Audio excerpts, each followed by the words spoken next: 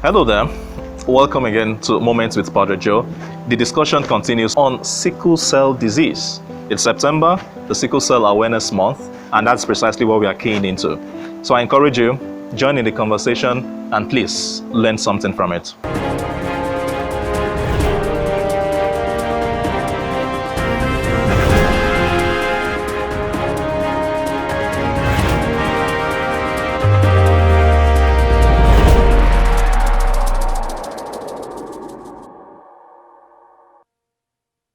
Still talking about the sickle cell trait, especially because we are talking around the issue of making informed decisions and knowing fully well that the only way the sickle cell disease can be had is through inheritance. I think there's a huge importance in talking about the AA genotype. Why I say that is because usually when there is a sickle cell trait, AS, it grossly reduces or even eliminates totally the possibility of an SS if you choose another genotype that doesn't provide the possibility of the SS. And the one that immediately comes to mind is the AA. So it's really very important when making these choices, especially for those who have gotten to the age of marriage. It's not in this context enough to say love wins. As a matter of fact, even if you want to use the argument love wins, love is supposed to mean giving to another person that which is yours. So if what you need to give, what you need to sacrifice is that choice of your partner for the sake of something better, I think it's a very good choice to make. So an AS and an AS should never, because of what we know about the SS, think of wanting to get married, which is why it is important to share your cell status, your genotype with your partner. And to do that, you have to know it. And to know it, you have to do multiple tests to be sure. Which is why it is funny when we hear arguments like, with God, all things are possible. Okay, so yes, that's actually correct. With God, all things are possible. But one of the possible things with God is that we also make good use of our reasoning. And in that respect, I think it's quite important to know that, especially when it comes to the topic of faith and religion and all of those things, the principle, what God expects of us is to do what is called faith and reason. Not faith or reason. It has to be faith and reason. And in this context, it's very reasonable to not test God by saying that, well, there are people who are the traits, AS, and got married and never had SS. Well, like I said, it is 1 in 4 chance. It doesn't mean it will be the 4th child. You could have just 1 child, and that 1 child will be SS. So it's not a valid argument to say that it's true that with God all things are possible, but God has also given us the capacity to reason, and I think it will be a very prudent move to make good use of it. Some other persons say things like, I know there are people who can survive and actually grow to maturity, so why not encourage them to work hard and ensure that the child grows? Again, it speaks to the fact that maybe a number of persons do not really know the pain, the issue with having the sickle cell disease. It is not worth it.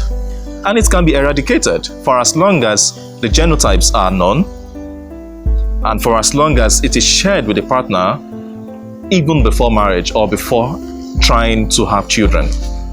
So all of these arguments are not really, some other persons say things like, well, if we have the traits AS, we'll just try IVF or we'll try surrogacy or all of those things. Well, IVF, surrogacy, they have their own moral issues. But again, more importantly in the context is the case that you don't have to put your children through that. Because a family is supposed to be a unit. So if you have your child who is free, who is not SS, but you are, they get to also suffer because they are your children. So why would you want to willingly put them into that kind of situation? So basically, the summary of all of this is, it is possible to eradicate this disease. And while we are still waiting for a real sustainable cure, one good way to do that is that those with the trait do not try to have children. I think that would be a very prudent move, and even on from a religious point of view. And which is why I would like to say something about the importance of the Christian worldview. This is not to undermine any other religious worldview, but in the Christian Catholic sense, there is this emphasis on what we call the goods of marriage. It was St. Augustine who proposed that teaching. The goods of marriage, not the ends of marriage. And what are they? There are three of them. So there is that which we call the Bonum Prolis. That's Latin for the good of children, of procreating. Even God commanded it, be fruitful and multiply. That's one of the goods. The second thing is the good of the couples, the fact that they share themselves. They share the love amongst themselves. But again, like I said, in the context of a Christian Catholic sense, we talk about what we call the Sacramental Good, namely that marriage is no longer any kind of marriage. It's that kind of marriage that Christ has with the church. I know this is very Catholic, and for the non-Catholic audience, this does not become true because it is Catholic. If you pay a closer look to it, you will discover that these are the goods of marriage.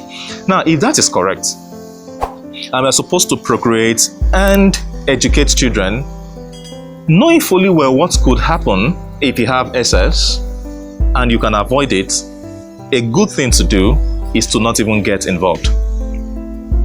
This is just to buttress the point that even God will be very much happy with you if you decide to be charitable enough not to bring forth children who will eventually go to suffer.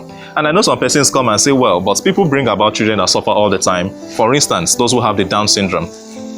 It's not the same thing. Why? Because you cannot know prior, except to do a pre-implantation diagnosis, which again has its own moral issue.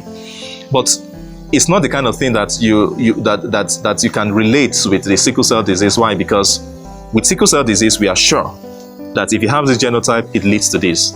With any genetic disorder, it is only during what we call embryogenesis, that's the growth of the embryo, that it's something either happens or does not happen. So it is not on the same pedestal at all. So I just think it's really important for us to know the severity, the seriousness of this disease, and bring less people into the world who will have to go through these pains anyway. People go through pains all the time, but not when it's almost planned, not when it can be avoided. And so, in this context, we cannot say love is worth the pain. No, it isn't. Like we heard from the previous video, love is not worth the pain. It's also important that we, encourage ourselves, the warriors themselves, the sickle cell warriors, to speak up more. They are already doing a good job, but to speak up more so that a better awareness can be made.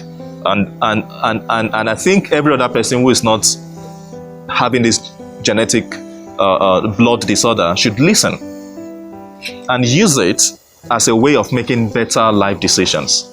So, the simple message here is, love is not worth the pain.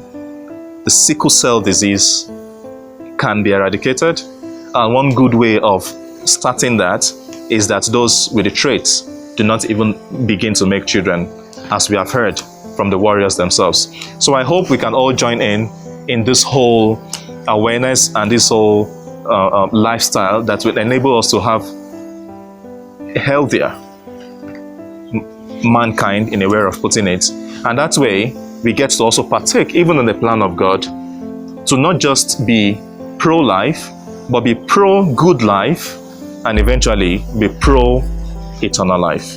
I just hope we get the point. Thank you for always being there. Thank you for tuning in with our series on bioethics, Moments with Padre Joe.